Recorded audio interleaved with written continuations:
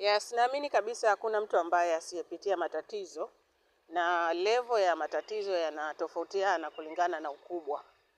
Miongoni mwa njia nzuri ambayo unaweza ukajimotivate yourself ni kitendo cha wewe kuyaangalia matatizo yako na kuyakompea na matatizo makubwa ya wengine.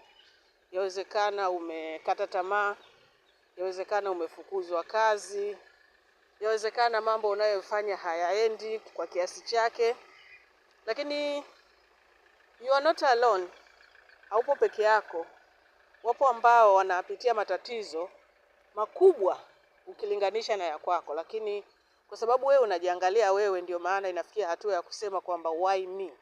Kumbe kuna watu ambao wana haso, wana changamoto, wana maisha magumu. Mambo yao hayaendi, biashara zao zimeharibika, wamefiwa, yani wamekutana na matatizo mbalimbali.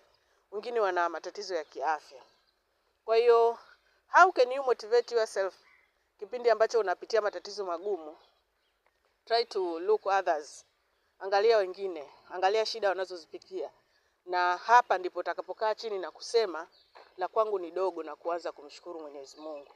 Hakuna ambaye asiyepitia matatizo, tunatofautiana, lakini tukumbuke kwamba matatizo ni sehemu ambayo inakufanya wewe uwe more strength.